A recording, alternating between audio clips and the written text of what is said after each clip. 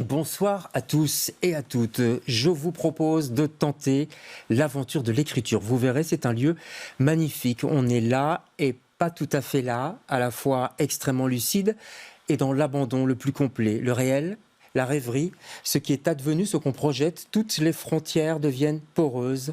C'est un espace de grande liberté, le meilleur que je connaisse. Extrait du nouveau livre de Nathalie Skowronek. Elle est l'invitée de LCR ce soir.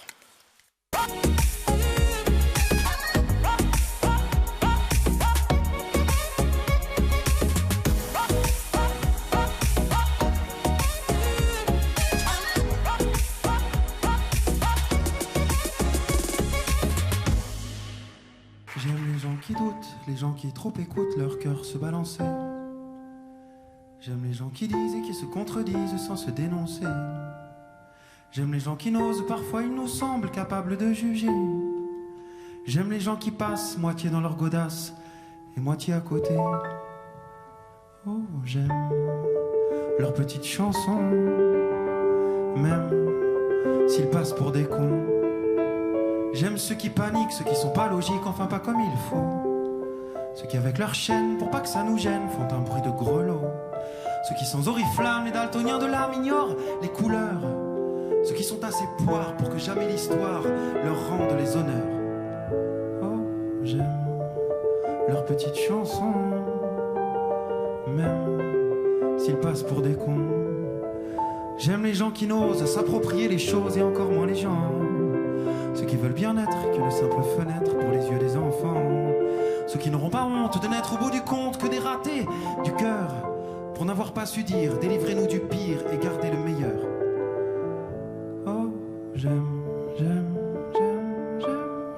leurs petites chansons, même s'ils passent pour des cons. J'aime leurs petites chansons. Voilà, reprise évidemment des gens qui doutent d'Anne Sylvestre par Ben Mazuet. Bonsoir Nathalie Skowronek, on est ravis de vous avoir pour ce nouveau récit, roman, plutôt récit, non, on va dire. Oui, un récit, une mise en récit de quelque chose que j'ai vécu personnellement. D'accord. Ouais.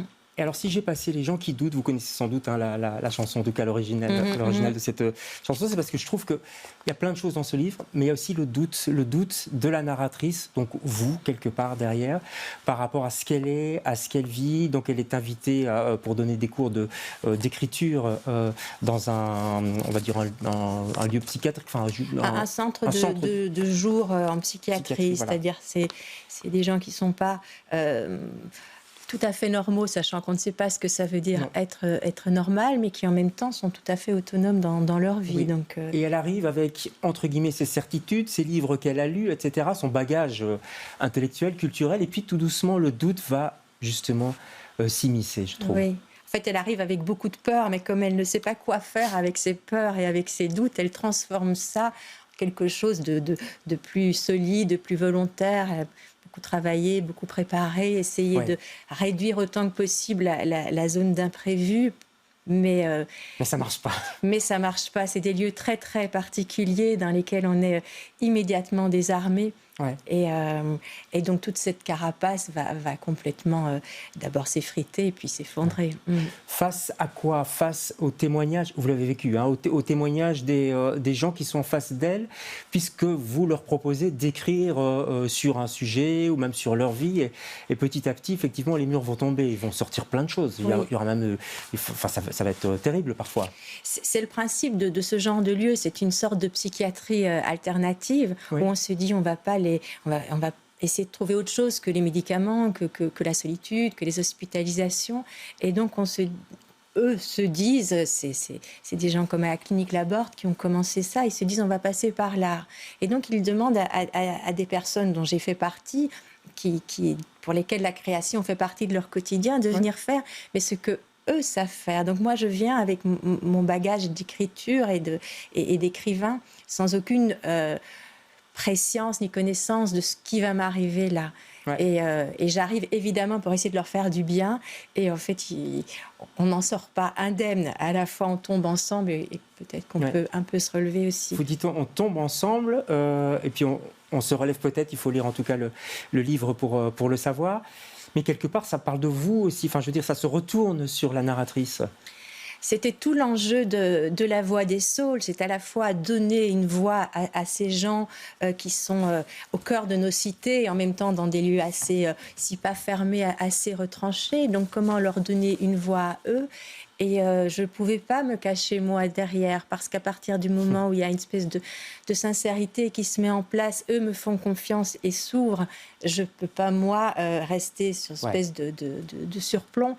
Donc finalement, j'ai beaucoup tourné autour de ce livre. J'en ai d'abord fait une première version qui était quelque chose qui ressemblait plus à un roman avec la narratrice qui était un personnage plus éloigné, etc. Mais en fait, ça ne marche pas parce que c'est vraiment un lieu de vérité et on ne peut pas faire semblant. On ne peut pas faire semblant. On peut toujours, mais ce n'est pas très intéressant. Ouais. Alors après, on est ici dans une transformation littéraire. Les choses sont réorganisées. Ce n'est pas un premier geste, c'est quelque chose de travaillé, mais c'est vraiment nourri de quelque chose où, sans doute, ils m'ont appris à moins tricher ou à ne plus tricher. Ouais. Il y a ça, il y a le doute, on vient d'en parler, il y a la vérité, le fait de ne pas tricher, puis il y a la dignité aussi, je trouve. C'est un mot qu'on pourrait rajouter autour de ce récit. Ces personnes sont dignes, puis il y a la question de la normalité, effectivement, qui découle de là. Qui est normal, en fait, dans cette histoire, finalement? Ou qui est anormal? On a beaucoup à apprendre parce que nous, les gens normaux, on va dire, moi qui écris des livres, voilà, j'ai beaucoup d'outils à m'apporter. Je sais m'exprimer, je sais donner le champ, je sais encaisser en silence, je sais faire beaucoup de choses. Mais ce que moi, je ne savais pas faire, c'était d'oser une forme de liberté, d'oser entrer réellement en contact avec les autres, oser se parler vrai. Alors au début, c'est un peu rigolo parce que la première fois que je les vois, je rentre là, je suis un peu déroutée, je leur dis alors, comment ça va? Puis ils me regardent, l'air de dire... Oui, bon, ça va, quoi. Oui, c'est ça. Vous êtes un peu gênée de cette question. Je me suis un peu gênée. Et petit à petit, comme ça, c'est très, très bienveillant. C'est pas... c'est vraiment des tout petits déplacements. Mais à un moment, je me dis, voilà, la façade, le vernis, le parler pour rien dire. Ouais. Bon, peut-être pas. Il faut sortir de sa zone de confort aussi pour écrire, pour avancer, il faut oser. C'est sur le 4e de couverture, je trouve que c'est très fort. Et c'est marrant parce que vous avez une double actualité. Il y a un livre jeunesse qui sort aussi chez Côte Édition, Chienne de guerre, double sens d'ailleurs, je trouve, parce que ça peut être une expression, chienne de vie, chienne de guerre.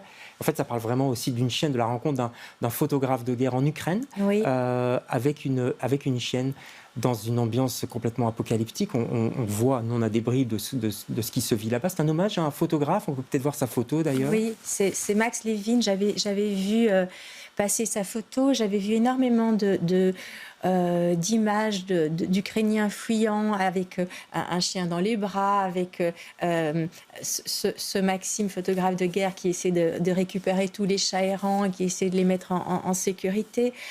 Et j'ai trouvé, enfin en tout cas moi ça m'a parlé d'essayer de m'approcher de cette chose-là à hauteur de chien quelque part, et de me dire que finalement à hauteur de chien, c'est les mêmes questions. C'est quoi la confiance? C'est quoi la loyauté? C'est quoi la bonté? C'est quoi le courage? Tout ça se mettait en place. Oui. C'est un livre pour un livre jeunesse, comme on dit dans le monde de l'édition. Comment on parle de la guerre, et particulièrement de la guerre en Ukraine à des enfants ou à des jeunes gens? C'est compliqué quand même, non? C'est compliqué. Je crois qu'on en parle avec son cœur. Moi, je ne suis pas une spécialiste de la guerre. J'ai lu beaucoup de choses. J'ai essayé de se mettre, pas à une hauteur géopolitique, mais à la hauteur comme ça de ce qu'on pouvait ressentir. Et puis poser cette question aussi de comment est-ce qu'on raconte la guerre? Qu'est-ce qu'on montre de la guerre? Qu'est-ce qu'on choisit de cacher? Qu'est-ce qu'on met dans le cadre? Qu'est-ce qu'on laisse en dehors? Là, on est dans l'intime quand même, de ce photographe de guerre. On est dans son... on est à la fois dans cette espèce, sa terrible désillusion, parce que lui, son rêve, c'était d'être un photographe naturaliste et de photographier des paysages et des choses très belles. Et les événements, comme souvent dans la vie, moi, un jour, j'ai reçu un coup de fil pour aller à la Voix des Saules. Un événement fait qu'on se retrouve à un endroit qu'on n'avait pas du tout prémédité. Et à ce moment-là, on se dit, bon, on doit y aller. Et c'est en ça, plus, quand lui, sortir de sa zone. Exactement. Et lui aura la chance. Enfin, il n'y va pas seul, il y va avec cette chienne qui... Voilà.